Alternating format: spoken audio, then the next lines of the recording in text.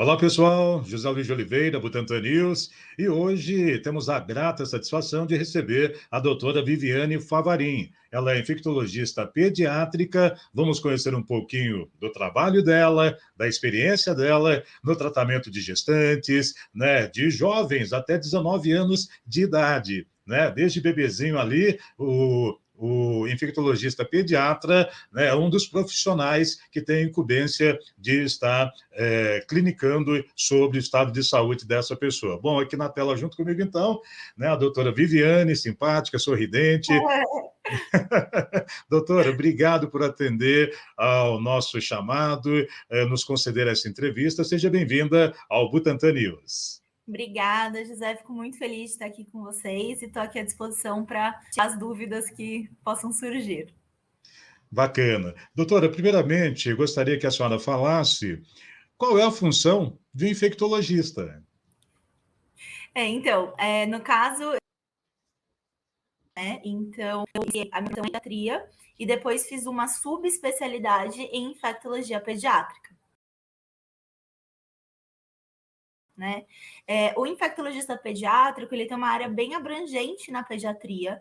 Ele cuida desde as patologias mais comuns, como infecções na infância, em qualquer período da infância e adolescência, até algumas infecções mais graves, com internações, infecções hospitalares.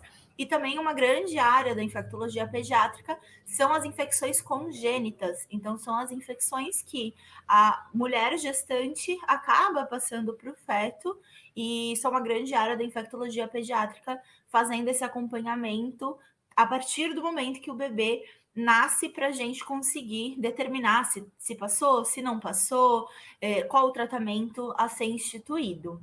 Basicamente, essas são as principais áreas, mas o infectologista pediátrico pode atuar em controle de infecção hospitalar, trabalhando nessa parte mais hospitalar para tentar evitar infecções hospitalares, e isso hoje em dia com o Covid é muito falado, sobre lavar as mãos, higiene em geral, né? E antes isso era uma parte bem importante do infectologista, do controle de infecção de cada hospital, conscientizar, né? Porque era uma questão realmente de conscientização sobre a higiene das mãos e todos os cuidados para evitar essas infecções relacionadas aos cuidados de saúde. Perfeito. Gente, estamos conversando com a doutora Viviane Favarin, ela é infectologista pediátrica e hoje vamos falar aprofundadamente sobre essa área, não é? E, enfim, a doutora, um aspecto interessante é que o infectologista, ele não trabalha sozinho, né? Na verdade, ele trabalha à disposição dos outros médicos, é isso mesmo? Ou seja, eu sou um clínico geral, mas de repente eu tenho um paciente que está com febre e essa febre vai se estendendo, eu não consigo detectar o problema, aí eu tenho que correr pedir ajuda para o infectologista, não é assim que funciona? A gente trabalha com interconsulta, que a gente chama isso. Então, quando a gente é chamado para algum caso que já precisa do especialista, né? Muitas coisas, como eu falei, na infectologia pediátrica, muitas coisas são coisas comuns do dia a dia, de um pronto-socorro, de uma enfermaria, ou de uma UTI, mas às vezes chega um momento que precisa realmente do especialista, e daí assim eles acabam chamando para fazer essa interconsulta, para dar um parecer, né, sobre o quadro e acompanhar esse quadro. Então, a gente trabalha muito com isso também. Muito bom, né? Muitas pessoas com certeza não tinham esse conhecimento da importância. Infectologista, ele é aquele profissional que faz a pesquisa, né, de todo tipo de vírus, né, de fungos, né, e o que mais? O que mais entra na pesquisa no trabalho de vocês?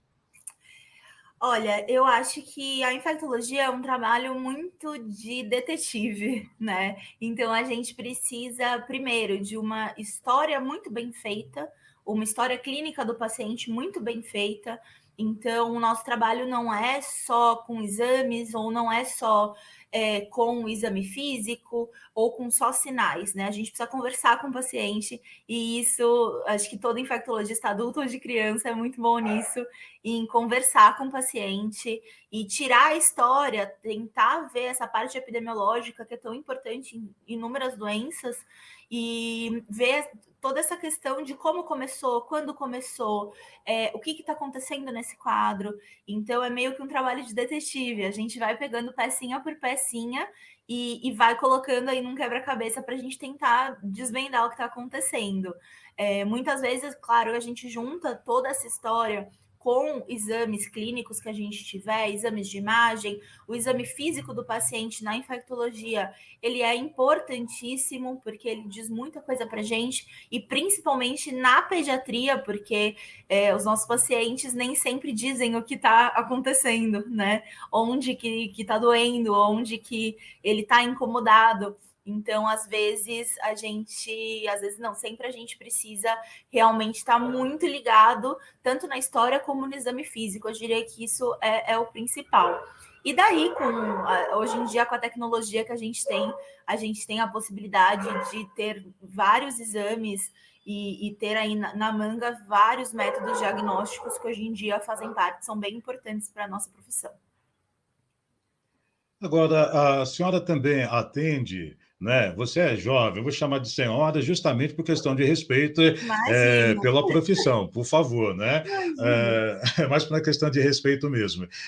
Nós vamos falar sobre citomegalovírus, que é algo que preocupa por demais as mães. Vamos falar também sobre Covid-19 nessa nossa entrevista com você, né? E antes, porém, eu gostaria que você falasse um pouquinho da sua formação, né? A faculdade que você cursou, né? Os cursos de especialização que você fez, né? Uma apresentação sua, assim, para que os nossos ouvintes, né? Os nossos web ouvintes possam ter um maior conhecimento, assim, de o quão enfim, da sua condição, né, acadêmica. Eu fiz faculdade, me formei em medicina na Santa Casa de São Paulo e sou grata e tudo que eu aprendi veio de lá, porque eu fiz faculdade lá na Santa Casa, fiz especialização em pediatria lá também e também fiz infectologia pediátrica lá. Então, eu passei aí 10 anos, 11 até mais, no total, fazendo a minha especialização e num local muito rico, né, de aprendizado para a gente aprender. Então, esse é um pouco da minha vida acadêmica. Bacana, hein? 10 anos, né? Não é fácil, não, hein? 10 anos de Não, muita luta, de muito empenho, muita dedicação, horas e horas de estudo, pouco sono muitas vezes, né? Aliás, faz parte da vida do médico, né? Eu conheci pai. profissionais que dormiam 3 horas, 4 horas durante a noite. Se torna um hábito dormir uma quantidade pequena de horas assim, doutora? A senhora chega a também passar por esse tipo de situação, não? Olha, eu acho que depende muito da pessoa. Eu, pessoalmente, dando plantão noturno, ou plantão de 24 horas que você faz de manhã e noturno também, a privação de sono não é uma coisa que eu lido muito bem. Então, eu não gosto tanto. Eu preciso das minhas 8 horinhas de sono. Mas a gente faz, sim, e enfim, acaba dando esses plantões, mas eu preciso de horas de dormir, sim. Acho que a gente não acostuma. Acho que quem é bom nisso, quem consegue ficar aí acordado o tempo todo, dormir um pouquinho e já ficar bem, é da pessoa mesmo. É interessante. Eu fiz essa colocação porque uma vez eu estava em um pronto-socorro, na zona leste de São Paulo, e aí a atendente informou que o médico estava tirando um cochilo. Né? O pessoal estava esperando e alguém vazou lá, que o médico estava dormindo. Menina, olha, foi uma confusão por isso. não é? Então a pessoa às vezes não sabe que o médico, de repente, ele saiu de um turno, foi para o outro, saiu de um hospital e teve, né, qualquer situação de urgência, emergência no hospital, de repente precisou formar uma junta médica, passou daquele horário dele de atendimento normal, enfim, é sempre uma grande correria. Então, até por isso eu fiz essa colocação, porque ainda mais agora, nessa época da pandemia, eu imagino o quanto que vocês médicos, em todas as áreas, não somente quando eu falo médicos, eu me refiro também aos enfermeiros, né, aos técnicos de enfermagem, né, aos cientistas, enfim, né, o pessoal da saúde, o quanto vocês têm trabalhado, o quanto tem sido assim tenso, não é? Esse momento para vocês. Então, eu entrei nesse assunto da educação profissional competente e eu já vi muitos comentários assim muito bons para com você, né? E nós que eu fiz, aí eu positivos sociais, que estiver nos acompanhando, nós vamos colocar no GC, inclusive, o site da doutora, o contato da doutora, né? Para que, né, você possa também entrar em contato e passar por uma consulta, né? Conhecer como é que é o trabalho.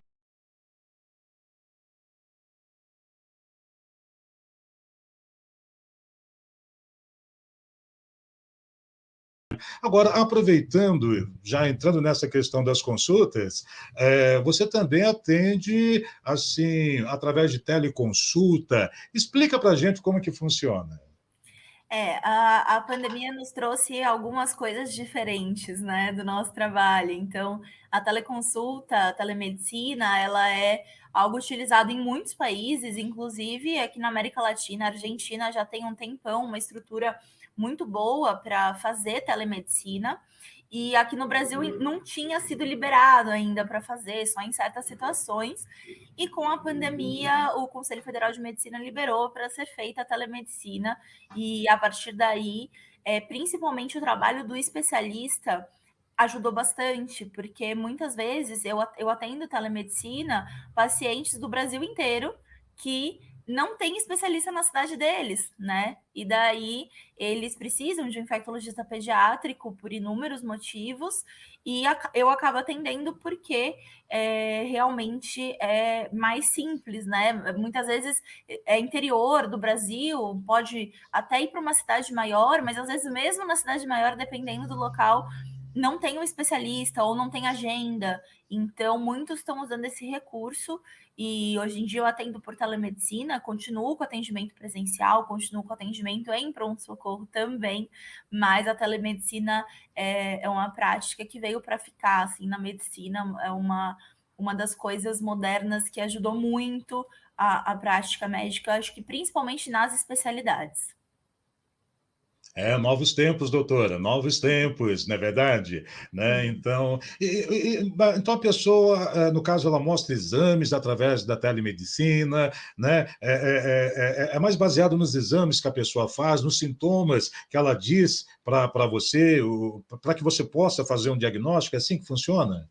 A telemedicina ela tem as suas limitações, né? Porque, como eu até já falei, grande parte do trabalho, não só do infectologista pediátrico, mas de um médico, é o exame físico completo, né? E isso é algo que a gente nunca vai conseguir fazer pela telemedicina. Bom, nunca digo nunca, né? Mas que por enquanto a gente não consegue fazer pela telemedicina. E daí esse fica muito comprometido, isso é uma pecinha do nosso quebra-cabeça que acaba faltando, mas tem muitas coisas que dá para resolver só com uma boa história clínica, conversando com um paciente, entendendo o que está acontecendo, e daí a gente, se ele já tiver exame, a gente vê os exames, se tiver alguma lesão de pele ou alguma coisa, dá para mostrar na chamada de vídeo, então tem muita coisa que dá para a gente resolver, mas infelizmente tem algumas patologias, algumas coisas que acontecem que a gente não tem como, né, resolver à distância, e daí sempre que isso acontece, a gente pode encaminhar para um serviço presencial, ou às vezes acontece também da pessoa ligar e ser uma emergência, na verdade, né? Então, com o Covid, a gente tem atendido muito Covid, para orientações e tudo mais, para tirar dúvidas. E às vezes a pessoa refere: olha, tô com falta de ar, né? E se a pessoa tá com essa queixa, a gente, claro, pode ver saturação, pode, né, perguntar realmente como que é, mas muitas vezes acaba precisando da consulta presencial. Mas eu diria que grande parte das coisas, principalmente na pediatria, a gente consegue resolver por telemedicina sim. Que bom, né? Que bom é saber fazer uso da tecnologia e, como você falou, né? A tecnologia ajudando, né? Se não plenamente, né? Mas ajudando e muito. E o que é melhor, encurtando distâncias, né? Tem muita gente que ainda é assim, avesso à tecnologia. Ah, não chego perto de computador, né? Celulares e tal. A gente entende, né? Porque muitas pessoas, assim como eu, sou analógico digital, né? Os mais jovens já, né? Já tem aí uma história muito maior na vida digital. E a gente tem que entender que muitas pessoas, né, enfim, tem mesmo dificuldade em fazer manuseio, né, das ferramentas que nos são oferecidas, né, através da internet, através, né, do sistema mobile, né, e assim por diante. Bom, estamos conversando com a doutora Viviane Favarin, ela é infectologista pediatra, e nós vamos falar ainda no decorrer da nossa entrevista sobre citomegavírus, acho que eu falei certo, e também Citomegalovírus. megalô, tá vendo? Eu sabia que eu ia cometer essa gafe. A gente chama de CMV. Citomegalovírus é O apelido é CMV, né? CMV. Isso, CMV. É que, tá vendo? Eu podia ter falado CMV, mas, né, eu gosto de sofrer, meu Deus. Doutora, vamos falar sobre isso e falar sobre a questão da pandemia, que eu acho muito importante. As pessoas se depararam com muitas informações distorcidas, né, principalmente sobre a pandemia, e nada melhor do que ter um profissional, né, que pôde, de repente, se debruçar sobre o assunto para nos trazer mais esclarecimentos e, principalmente, sobre o efeito da pandemia nos jovenzinhos, né, nos bebês, nas crianças, né, como que tem sido a intercorrência, né, nessa faixa etária. Antes de falarmos sobre o coronavírus, eu quero falar então, né, do CMV. Vamos pelo caminho mais fácil, Zé. Sobre o CMV, né? Gostaria que a senhora falasse a princípio com relação a isso. É, assim, ele é um vírus que todo mundo tem, não é isso? A maioria das pessoas tem esse vírus, mas, principalmente no caso de gestante, ele pode causar certos problemas. Gostaria que a senhora explicasse sobre essa situação. O citomegalovírus, ele é um vírus muito comum e ele é geralmente um vírus que a gente acaba entrando em contato na infância mesmo, né? Então, ele é um vírus que ele pode causar sintomas virais mesmo, desde uma gripe, um resfriado, às vezes pode ter alguns sintomas mais acentuados, como aumento de linfonodos, uma febre mais persistente, mas geralmente ele costuma ser uma infecção ou assintomática ou oligossintomática, que a gente chama, com poucos sintomas, né? Ele, numa infecção normal dele, numa pessoa que tem um sistema imunológico normal, ela não causa muitos problemas, né? Mesmo se acontecer um quadro de uma febre persistente, isso não costuma causar, não costuma ter consequências ou sequelas para a pessoa, tá? Mas o problema dele são em duas ocasiões. A primeira delas é num paciente que é imunodeprimido. Então, um paciente que tem pessoa que vive com HIV, por exemplo, ou um paciente transplantado, um paciente que tem alguma doença autoimune, que usa alguma medicação imunossupressora, esse paciente pode ter uma infecção de CMV mais grave, inclusive em outros locais do corpo, não necessariamente só nas vias aéreas, tá? Então, esse é um paciente que a gente tem que ficar de olho nessa questão do CMV. Outro grupo que é importante é o grupo das gestantes. Então, o citomegalovírus, a gente pode já ter tido ele e ter anticorpos, e daí você não vai ficar doente novamente, você não vai pegar ele novamente, mas se você estiver grávida e você ainda não tiver tido contato com o citomegalovírus, você pode pegar o vírus e fazer uma infecção.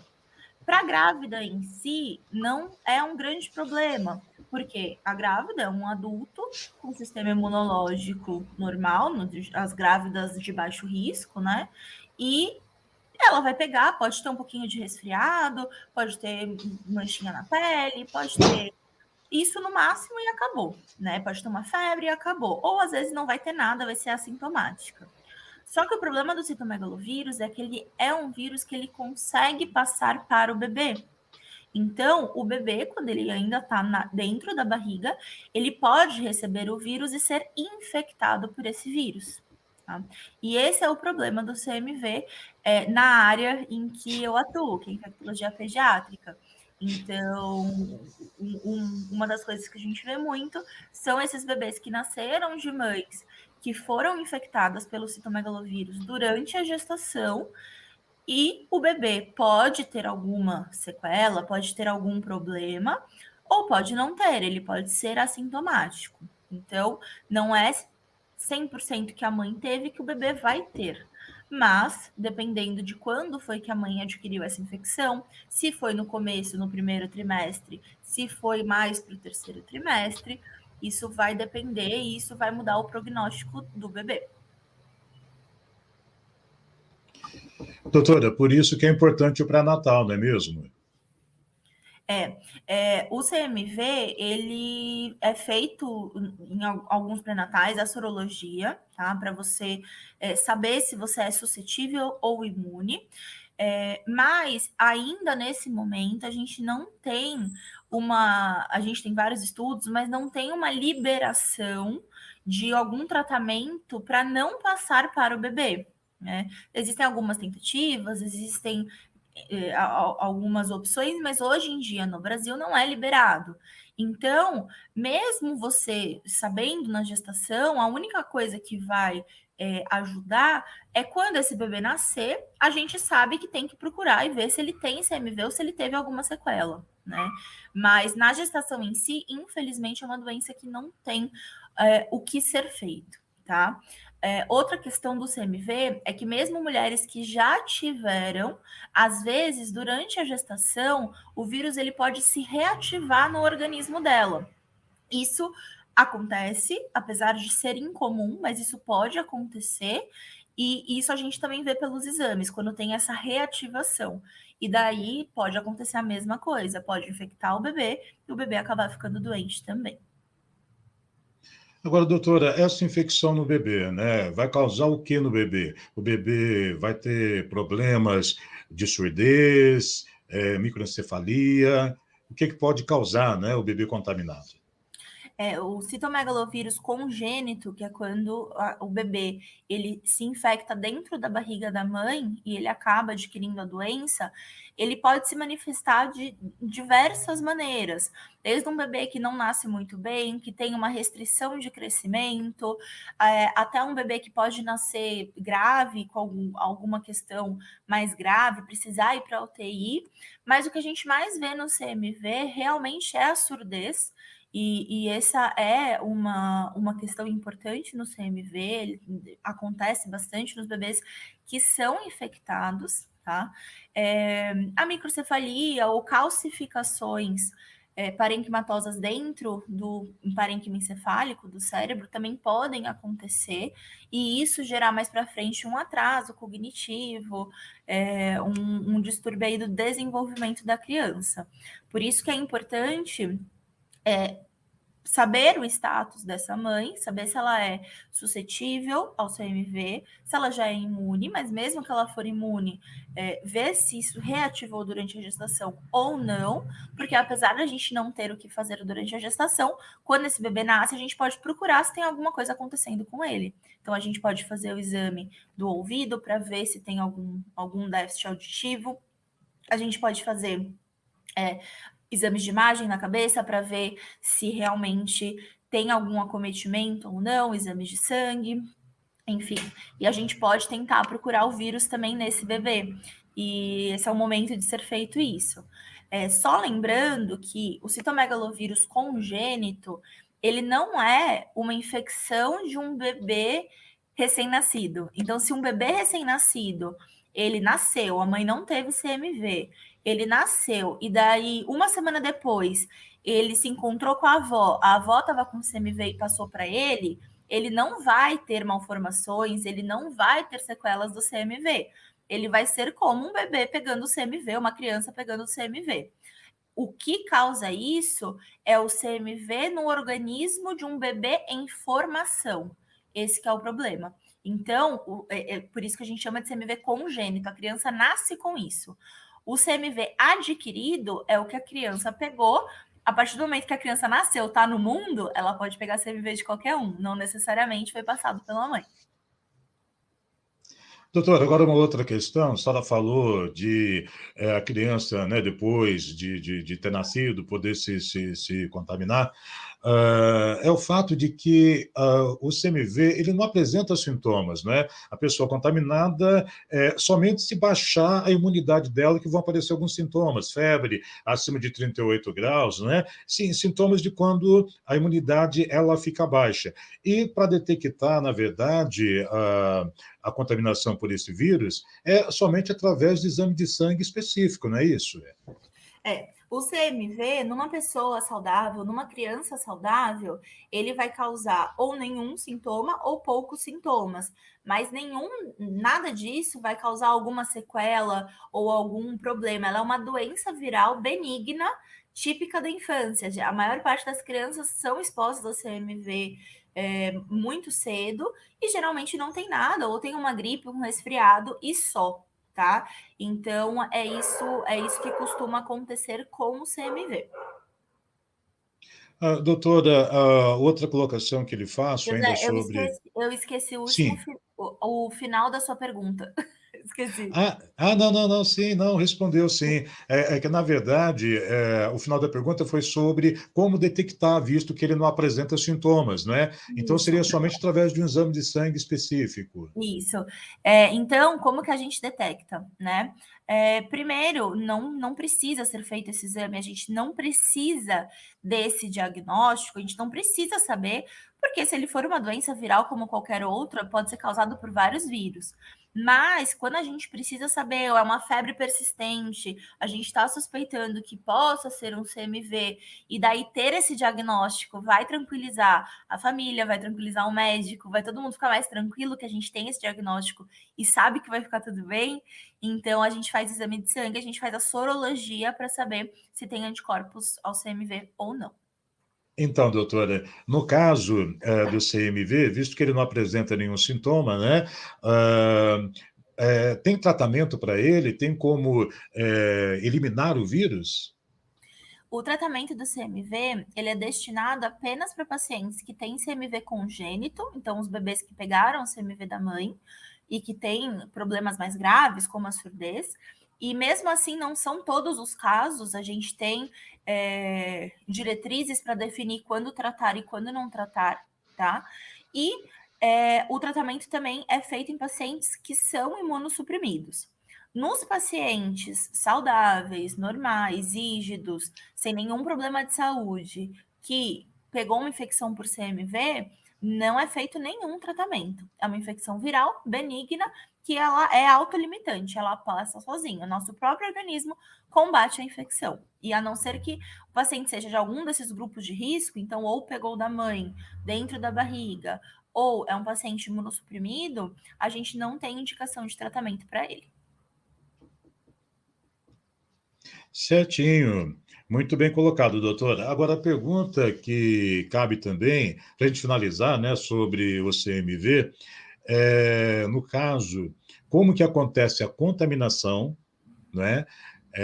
Conversando com uma outra pessoa, transmite pelo ar, né? Gostaria que você explicasse sobre isso e também sobre como fazer a prevenção. Mas antes eu quero fazer um pedido aqui, doutora. Quero pedir para que as pessoas que estão acompanhando essa nossa entrevista compartilhem esse material, né? Para que mais pessoas possam tomar conhecimento, né? A gente possa compartilhar toda essa informação de grande importância, né? Aí, principalmente para as mulheres, né? Numa situação de gravidez. Então, faço esse pedido e também para que as pessoas possam se inscrever no nosso canal do YouTube e ainda no Facebook, está curtindo lá a nossa página, tá bom? Então, faço esse pedido. Doutora, então, por favor, como que acontece a contaminação, né? e como prevenir-se.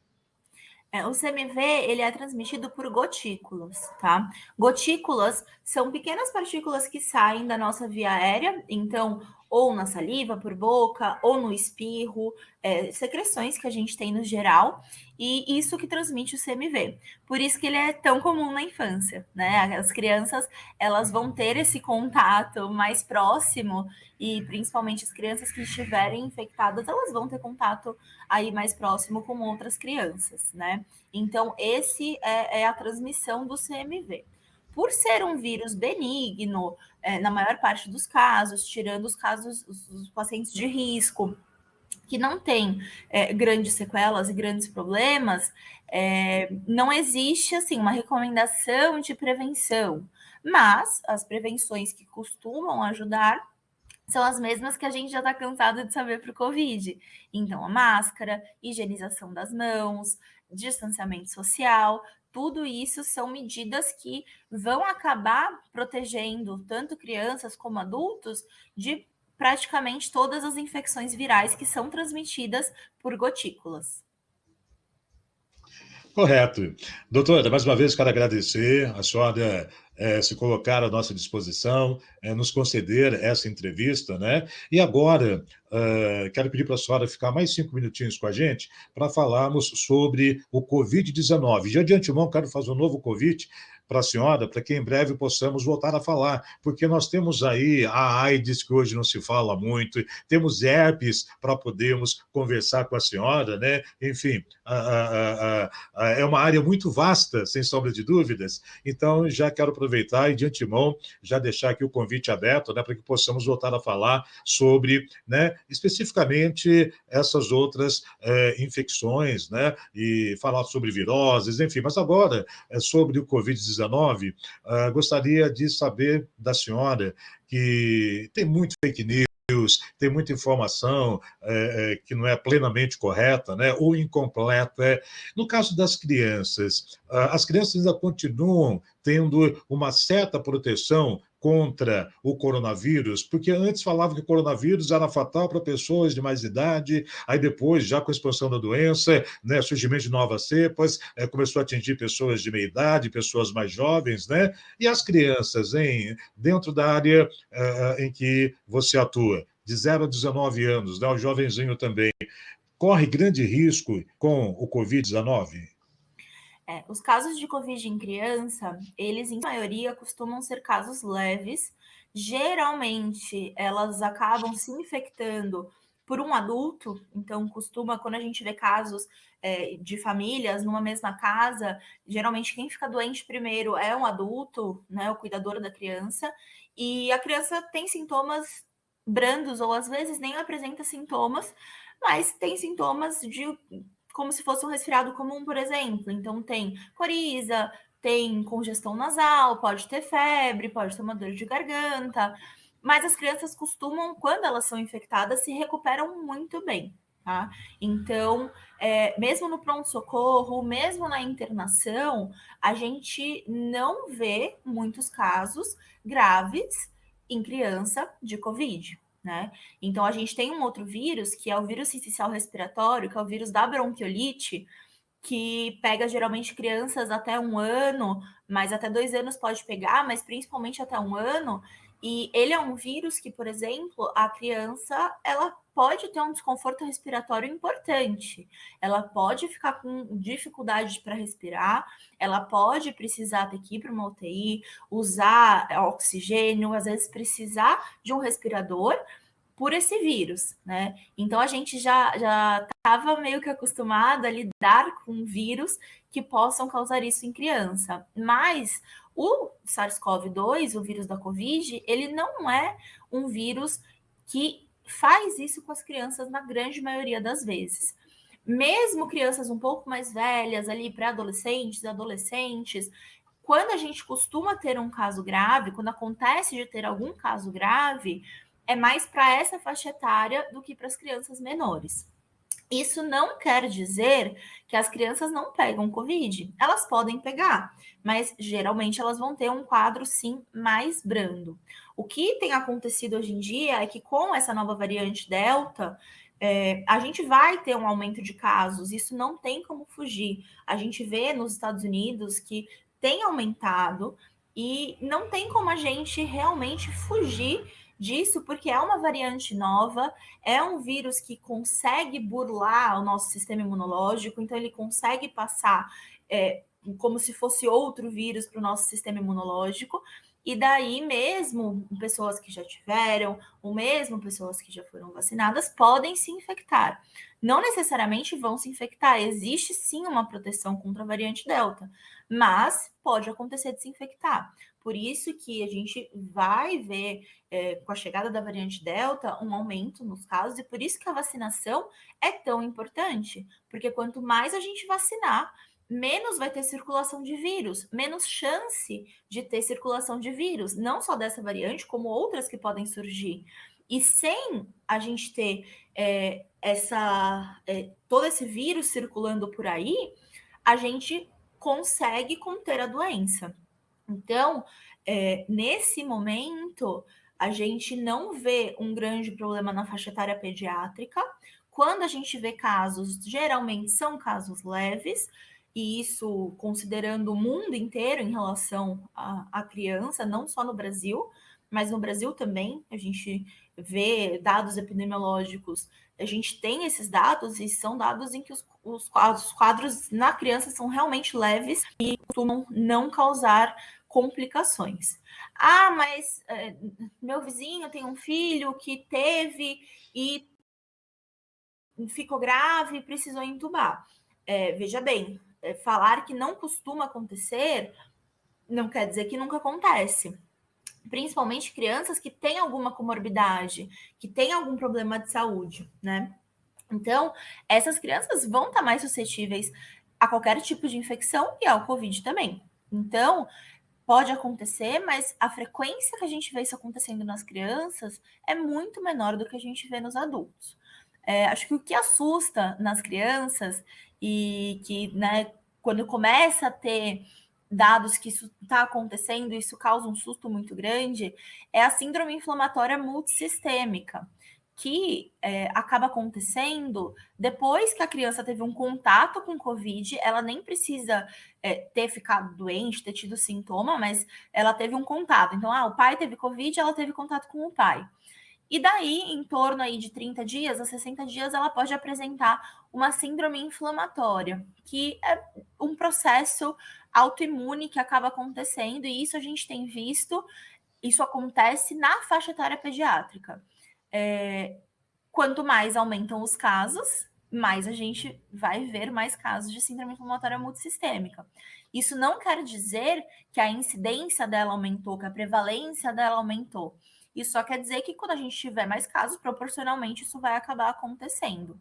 E acho que a preocupação, quando começa a falar, teve um caso em tal lugar, teve um caso em tal lugar, é realmente de que isso vai acontecer com uma maior frequência, mas não é isso que a gente tem visto. Doutora, nesse caso, agora, né, uma preocupação muito grande com a volta às aulas, né, com a questão da educação, a preocupação maior, portanto, é o fator de a criança fora do seu lar se contaminar e trazer o vírus para dentro de casa, não é? Esse seria o fator, assim, de maior gravidade de uma criança contaminada, ou seja, ela passar o vírus, né, para outras pessoas, né, ela ser uma portadora do vírus. Sim. Então, assim, a decisão de mandar o seu filho para a escola ou não é uma decisão que ela tem que ser feita individualmente, para cada família, para cada núcleo familiar vai funcionar de um jeito diferente. Então, essa é uma resposta que, por exemplo, vive tendo pergunta de mas e aí, eu coloco meu filho na escola ou não? Depende de muitos, muitos, muitos fatores. Não tem como a gente determinar um jeito só, o jeito correto. Perdão. Mas isso acaba. Isso é uma dúvida muito frequente. Se coloco na escola de volta ou não coloco. O que a gente sabe hoje em dia?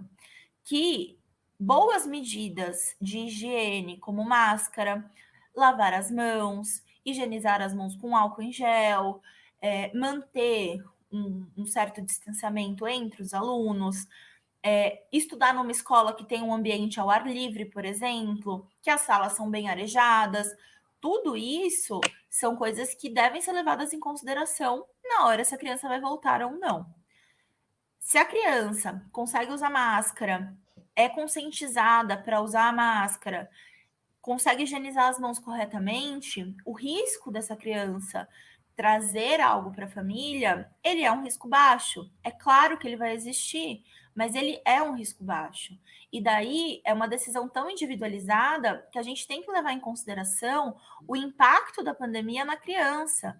A gente tem tido no consultório, e isso não só eu como especialista, como infectologista, mas como pediatra, os pediatras gerais, a gente tem visto no consultório crianças que não falam no tempo certo, que ou falavam e tiveram um atraso, que chega no consultório, os pais com medo. Ah, o que está acontecendo com meu filho? Já passou no psicólogo, já foi um monte de lugar. Mas é o isolamento, né? A criança, ela é um ser social. A criança, ela aprende a viver, a se comportar em sociedade. E ela aprende com outras crianças. Então, tem criança que passou a pandemia. Eu tenho paciente que ficou a pandemia, fica em casa, faz aula online tranquilo, consegue aprender, consegue se relacionar com os amigos e tá tranquilo. E tem criança que isso é muito pesado para ela. E tem criança que aparece, que principalmente esses que a gente chama, né, esses bebês da pandemia, que nasceu logo no começo da pandemia, hoje está com 1 ano e meio, por exemplo, e às vezes tem um atraso no desenvolvimento que na verdade não é um atraso, que na verdade é só esse isolamento que teve que acontecer e não tem muito o que fazer, mas a gente tem que entender qual o impacto que isso está causando nas nossas crianças e se funciona na nossa família, mandar essa criança para a escola ou não. Em adolescentes, pré-adolescentes e adolescentes, saíram já diversos estudos comentando que depressão e ansiedade aumentaram muito nessa faixa etária, né? E é uma faixa etária que sozinha, ela já é uma faixa etária de muita angústia, de muitas mudanças, de né, muitas novidades que acontecem. Agora, imagine esse para adolescente e adolescente, que é um ser de grupo, né? Eles precisam do grupo para ficarem bem, não ter isso, né? Então, o impacto na vida dessas crianças, às vezes, está sendo muito grande. Então, a decisão de ir para a escola ou não tem que ser individualizada para cada paciente, para quem mora na casa. Às vezes, mora o pai, a mãe e a avó. E daí a avó tem alguma comorbidade. Vale a pena? Ah, todo mundo já vacinou? Ou anteriormente, vacinou só a avó, os pais não. Então, tudo isso são fatores que tem que levar em consideração. Ou seja, não é algo tão simples o quanto parece, né? Tem muitos detalhes, né, a serem considerados, como a senhora acabou de colocar, não é? Enfim, há de se ter paciência, né, nessa questão de retomar uma vida normal quanto à educação, né, aí, a vida escolar dos nossos jovenzinhos, né? Doutora, para a gente finalizar, eu gostaria que a senhora falasse um pouquinho, no geral, sobre o Covid-19, quão importante está sendo a vacinação. Muita polêmica também na questão da vacinação, não somente aqui no Brasil, porque aqui nós temos o problema, que é de conhecimento da senhora, de todos nós, né, da ineficácia do governo no início, quando surgiram as vacinas, em procurar vacina, enfim, isso foi um fator negativo. Mas agora, felizmente, estamos tendo as vacinas, não é? Se bem que já morreram mais de 550 milhões de brasileiros, não, 550 mil, né? Brasileiros, que isso? Exagerei, 550 mil, né? Somos 230 milhões, né? Eu falei milhões, me desculpa. São mais de 550 mil pessoas que foram a óbito. Claro que se tivesse surgido a vacina o empenho na vacinação antes, certamente isso não teria ocorrido. Mas o importante é a gente poder corrigir, afinal de contas, tudo isso pegou todo mundo de surpresa, né? As autoridades também, e mudar cabeças, a gente sabe que não é tão fácil assim. Como que a senhora foi pega, né, aí com o surgimento do Covid-19, né, como infectologista, o que a senhora pôde aprender, né, com o desafio de estudar o vírus, de conversar com colegas, de ver colegas de hospitais trabalhando, enfim, tudo isso que as pessoas da área de saúde no hospital têm enfrentado, né? Se a senhora, de repente, não trabalha ali junto à linha de frente, mas tenho certeza que deve ter um conhecido seu, um colega seu, que ele relatou circunstâncias, né, do dia a dia dele. Gostaria que a senhora falasse um pouquinho da importância da vacinação, que tem pessoas que não estão acreditando, né, acham que não vale a pena se vacinar, e a mortalidade, não somente a mortalidade, mas também a contaminação, né, as contaminações começaram a diminuir, né, após, né, o aumento de pessoas vacinadas. Enfim, a solução realmente é a vacinação, não, doutora? Gostaria que só falasse um pouquinho, né, sobre essas questões que coloquei. Começando pela vacina, a vacina é a única coisa que a gente tem, a única esperança que a gente tem para essa pandemia acabar. Então, a vacinação, ela é urgente, ela não é algo para ser colocado como secundário, ela é urgente porque vacina salva vidas. Não só a vacina de Covid, né? O nosso país, ele tem um dos melhores programas nacionais de imunização do mundo. A gente tem uma vacinação ampla, a gente consegue vacinar grande parte das crianças do nosso país contra diversas patologias. A gente sempre acreditou na ciência, a gente sempre acreditou em vacinas, né? O nosso país, ele não é um país que tem um grande movimento anti-vacina, como a gente vê na Europa, como a gente vê nos Estados Unidos, apesar de estar acontecendo em alguns momentos, mas não é tão forte como é nesses outros países. Então, vacina vem salvando vidas desde que ela foi criada. As maiores epidemias da humanidade que a gente teve, a gente só conseguiu erradicar porque tivemos vacina. Quando não existia vacina, na verdade, quem foi erradicado fomos nós, né? Que a gente teve a nossa população dizimada por doenças. Então, é importantíssimo ter vacinação para para todos, e todo mundo tem que se vacinar. Quem ainda não se vacinou, tem que se vacinar. Quem tomou a primeira dose, precisa tomar a segunda dose, tem que tomar. Ah, eu atrasei uma semana. Cada dia conta, porque você não sabe se amanhã você vai entrar em contato com o vírus e vai se infectar, e daí a vacina chega tarde demais, né? Então, é muito importante vacinar. É muito importante vacinar com a vacina que estiver disponível. Todas as vacinas que a gente tem no Brasil são eficazes. Todas as vacinas passaram por diversos testes de segurança, por diversos testes de eficácia. Todas são liberadas pela Anvisa, que é o nosso órgão regulador, que sempre regulou de maneira impecável tanto medicamentos como vacinas, isso sempre foi feito. E não é agora que isso vai ser diferente. Então, tem que vacinar com qualquer vacina que tiver disponível. Quando chegar a sua vez, é de extrema importância que já tome a vacina.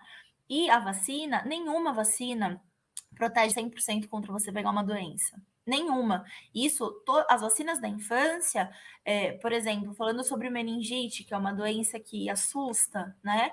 A gente tem a vacinação de meningite em todas as crianças, né? É universal, elas vacinam contra a meningite bacteriana, né? Talvez não todos os sorotipos, mas vacinam contra 2 pelo sistema, pelo Programa Nacional de Imunização, pelo SUS, e na rede privada tem até uma expansão desses sorotipos.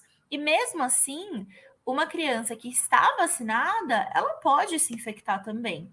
Então, usar dados de que, mas a mesma pessoa que vacinou está ficando doente, ou está precisando ir para UTI, ou está morrendo, mas se não tivesse tomado a vacina, poderia ser pior. E se não tivesse tomado vacina, não seria 1, 2, 3 pessoas que isso está acontecendo. Continuaria naquela crescente que a gente estava antes de conseguir vacinar as pessoas. Por isso que a vacina é tão importante nesse momento. É a única coisa que a gente tem para isso acabar. Não tem remédio, né, doutora? Não tem medicação, a única solução mesmo, né? E felizmente, graças a Deus, um tempo recorde, né? O mundo se uniu, as potências, Estados Unidos e outras, Europa também, né? A Alemanha, enfim, a própria Organização Mundial da Saúde, né? No empenho danado.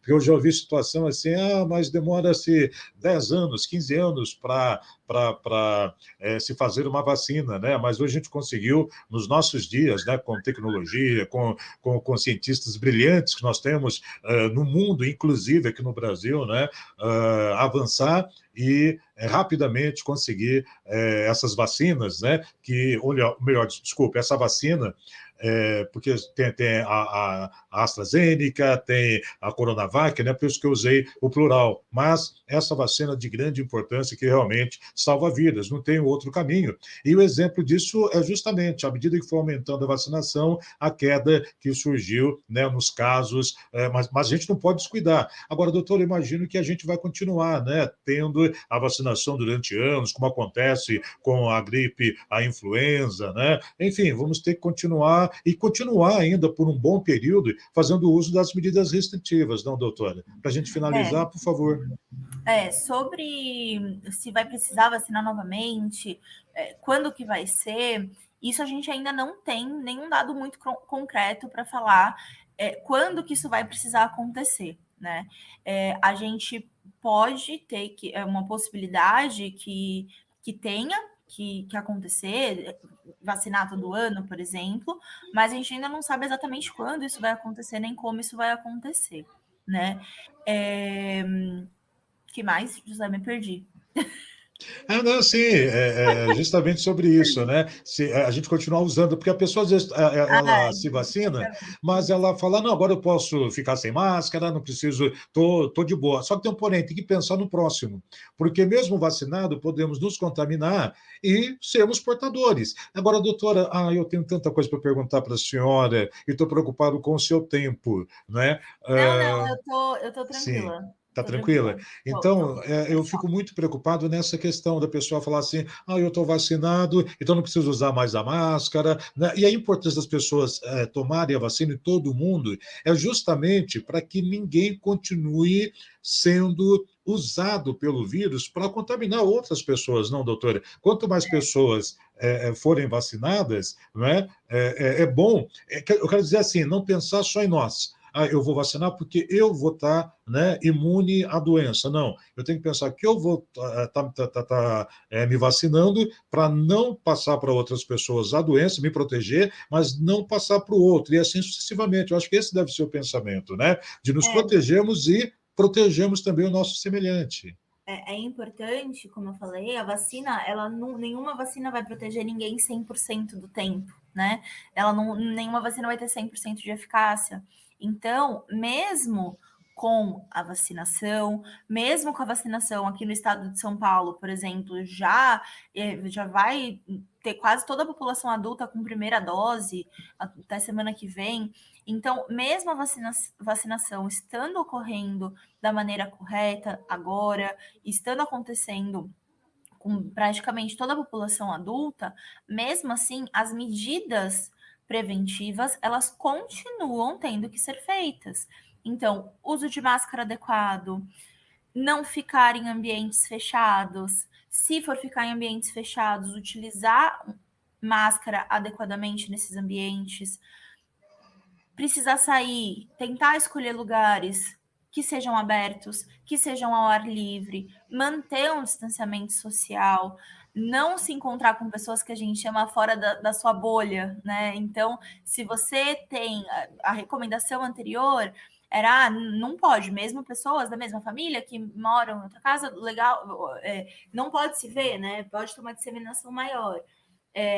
Hoje em dia, se essa pessoa faz parte da sua bolha, se todo mundo toma os devidos cuidados, mantém as medidas de proteção, você consegue ter um encontro com as pessoas da sua família, por exemplo, e você consegue ter isso. Mas para a gente ter isso, precisa todo mundo, como você falou, José, pensar no coletivo, pensar em sociedade, se vacinar para nos protegermos como sociedade.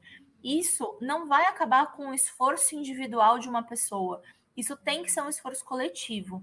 Então, é importante vacinar, mas é importante até a gente ter ou uma erradicação ou uma diminuição dos casos importante, usar máscara, higienizar as mãos, fazer distanciamento social, preferir lugares abertos, porque isso impede muito a circulação do vírus. A gente está 1 ano e meio quase em pandemia, né? E isso é uma coisa que já devia ter virado rotina. Isso é uma coisa que você já tem que sair de casa pegando sua máscara, você já tem que deixar seu álcool prontinho ali na sua bolsa, você já tem que pensar nessas coisas, levar máscara para trocar, você já tem que pensar nessas coisas. Usar máscara pode ser um pouco desconfortável em alguns momentos, mas é um desconforto mínimo comparado com o desconforto que pode acontecer se você pegar Covid, se você precisar ir para UTI, se você precisar de oxigênio, se você precisar de um respirador.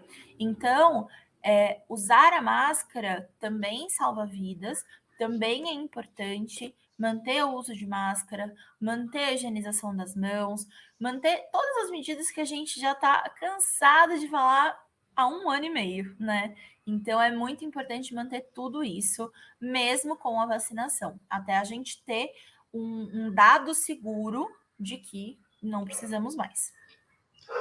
Doutora Viviane Favarin, infectologista pediátrica, entrevistada aqui no Butantan News. Doutora, cepas, como é que surgem, né? Por exemplo, agora a preocupação é a Delta. Fala-se que ela é mais veloz, a contaminação por ela é maior, mais rápida de acontecer, mas que ela não é tão letal quanto a cepa a gama, se me falha a memória. Doutora, procede isso? Agora, ela é letal. Pode ser até menos, mas ela é letal, ela também leva à morte. O que acontece com o coronavírus, né?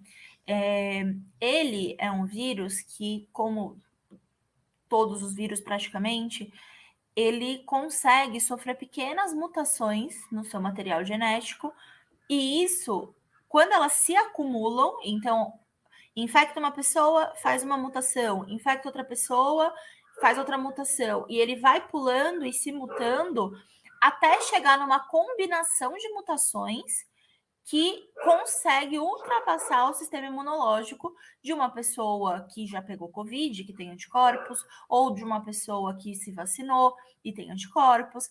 E é assim que essas variantes se tornam mais transmissíveis, quando elas sofrem várias mutações e conseguem achar uma combinação que é melhor do que o que era anteriormente, né? Isso é o conceito de seleção natural mesmo, né? A gente está colocando um vírus, né? E o vírus que for melhor, ele vai se sair melhor para ele, né? De infectar mais, de conseguir infectar mais pessoas, ele vai ser mais transmissível, né?